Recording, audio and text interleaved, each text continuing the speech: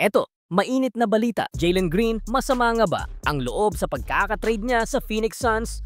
Post niya sa X o Twitter, umani ng samut-saring reaksyon mula sa fans, lalo na sa mga Pinoy, at sinabing karma lang daw yan dahil sa pagtanggi nitong maglaro sa Gilas dahil hindi siya proud maging Pinoy. Samantala, mga bansang kasama sa FIBA Asia Cup 2025, kanya-kanyang bitbit na ng mga naturalized player para sa nalalapit na bakbakan nila sa pinakamalaking event sa men's basketball this year.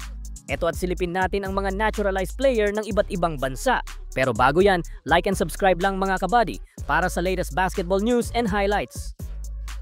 Mukhang nagsawa na talaga ang mga fans sa Filipino-American guard na si Jalen Green matapos nga siya mapasama sa isang blockbuster trade sa pagitan ng Houston Rockets at Phoenix Suns.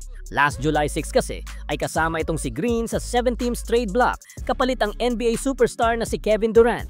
Sa post nga ni Green sa kanyang X account, nagpasalamat siya sa kanyang dating team na Houston Rockets at nagbiro pa na kapag daw napadpad siya ulit sa H-Town ay magdadrop daw umano siya ng 30 points laban sa kanyang former team. Nahati naman ang opinyon ng mga netizens sa pahayag na yan ni Green at sinabi ng iba na mukhang masakit lang ang loob nito sa pagkakatrade sa kanya papuntang Phoenix.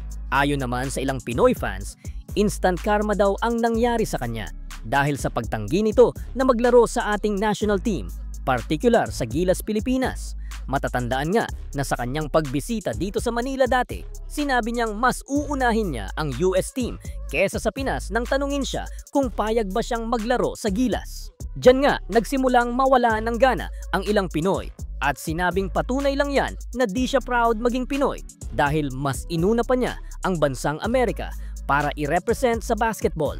Sa ngayon nga ay marami pa ring Pinoy ang may ayaw kay Green dahil sa naging pahayag nito sa Gilas at sinasabing wag nang pag-aksayahan ng panahon ang mga players na ayaw mag-represent sa Pilipinas. Maglalaro si Green sa Phoenix Suns next season kasama na ang Suns superstar na si Devin Booker at inaasahang magiging magandang backcourt duo ang dalawa at nangako nga etong si Green na gagawin niyang championship contender ang Phoenix Suns. Samantala silipin natin ang mga naturalized player ng bawat bansa na maglalaro sa paparating na FIBA Asia Cup 2025. Simulan natin sa Group A kung nasaan ang mga bansang Qatar, Australia, Korea at Lebanon. Ibabandera ng bansang Qatar ang kanilang bagong naturalized player sa katauhan ni Brandon Goodwin na isang 6-feet guard na dati nang naglaro sa NBA sa team ng Cavaliers at Atlanta Hawks. Samantalang pinupush na ng South Korean basketball team ang pag-naturalize kay 6'11" athletic forward na si Jaren Stevenson para maging naturalize nila sa paparating na FIBA Asia Cup. Samantala still intact pa din ang national team at defending champion na Australia para sa FIBA Asia Cup at deploying a full-blooded Australian pero not sure lang kung talagang full-blooded sila. But just recently ay eto ngang si Matisse Thybulle ang naging naturalized nila last 2020. Ibabandera naman ng bansang Lebanon ang kanilang bagong naturalized player na si Dedrick Lawson na isang 6'8" big man kapalit ang dating ex-NBA player na si Omari Spellman. Sa Group B naman, mananatiling naturalized ng mga Japanese ang 6'10" agile big man na si Josh Dawkinson at sasamahan ng mga Japanese-American player na sina Akira Jacobs at John Harper Jr. na parehas maglalaro as local. Listed pa din as naturalized player ng Syria si Myron Gordon, isang 6'3" guard na galing US na naglalaro ngayon sa UAE Ball Club na Al Wahda sa Abu Dhabi. Samantala all-Iranian players ang maglalaro sa rebuilding team ng Iran na inaasahan na dahil hindi kilala ang Iran sa paggamit ng naturalized player at pinahahalagahan nila ang homegrown talents kesa sa mga banyaga.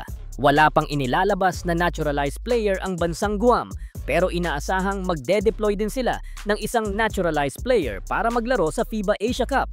Mula Group C naman, bagamat wala pang opisyal na release ang bansang China para sa kanilang lineup sa FIBA Asia, matunog ang pangalan ni Jacob Zhu as candidate as reinforcement sa kanilang lineup. Hindi na rin naman kasi kailangan ng China ang naturalized player since they are already a very strong contender sa FIBA Asia Cup Finals. Samantala wala pang linaw kung magbabalik si TNT Import at Jordan's naturalized player Rondae Hollis Jefferson pero paniguradong siya pa din ang magiging naturalized player nila sa FIBA Asia Cup.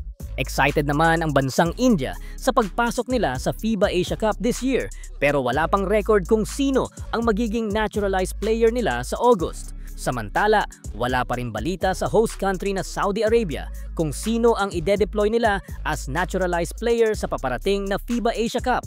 Sa last group naman natin kung nasaan ang group ng Gilas, nananatiling si JB o Justin Brownlee pa rin ang ating naturalized player at inaasahang bibit-bitin pa din niya ang Gilas hanggang makapasok tayo sa semis o finals. Same naturalized din ang ibabandera ng Chinese Taipei with Gilbeck as their main frontline na ire-reinforce naman ni Gadiaga as wings. Magbabalik naman si DeMario Mayfield as Iraq's naturalized player para palakasin ang kanilang lineup at full-blooded Tall Blacks naman ang isasabak ni Coach Flavel against sa tatlong teams na kasama nila sa bracket. Matinding bakbakan to mga idol at patuloy lang nating suportahan ang ating national team sa mga upcoming events nila this August.